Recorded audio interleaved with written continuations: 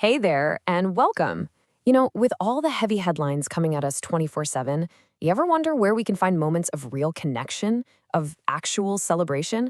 Well, today we're going to talk about the power of art to do exactly that. How it can make a culture's heritage something you can see, something you can touch, and something that brings a whole community together. And this quote from The Guardian just nails it, doesn't it? It's a great reminder that when the news is just relentless, art can be that breath of fresh air we all need. It connects us to something deeper, something that actually lasts. Which leads us to this huge question. With all this noise all the time, what is art's job anymore? I mean, really, is it just something pretty to look at on the sidelines of life? Or does it actually do something more important, something more fundamental? Oh, it absolutely can serve a bigger purpose. Art gives us a way to hit pause on all that noise. It's a chance to actually focus on something with real meaning, something with value that sticks around. And look, we're not just talking theory here. There's a fantastic real-world example of this happening right now in Benin City, Nigeria. It's a place where art is literally actively reshaping the entire public conversation. And it's all centered around this incredible new event called the Muse Festival. It is such a great example of a community just taking its creativity and using it to make a powerful statement about who they are and where they come from. Okay, so what is the Muse Festival? Well, at its core, it's an arts event, right? But with a very clear mission to celebrate Nigerian heritage. And what's so cool is how it's doing it. They're bringing art right out into the open, weaving it into the city itself with these public sculptures. I mean, you've got some that tap into Benin's legendary history with bronze casting, and others using really modern materials to tell these ancient stories. It's amazing. And this isn't just some vague idea either. They launched with real physical stuff, a brand new sculpture park right in the city center, and these incredible art installations all along the main roads.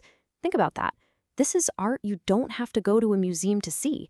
You just run into it on your way to work. It's for everyone. But, okay, the impact here is so much bigger than just the sculptures themselves. Now we're getting to the real heart of it all, the whole purpose. It's about celebrating art, heritage, and community, all in one go. So here's the bottom line.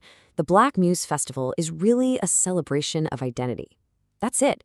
It's about a whole community seeing its own history. I'm talking its stories, its heroes, its pride, right there in the streets they walk down every day. It's this incredible public statement saying, this is us. And what's so cool is you can see this powerful cycle it creates, right? First, you create the art.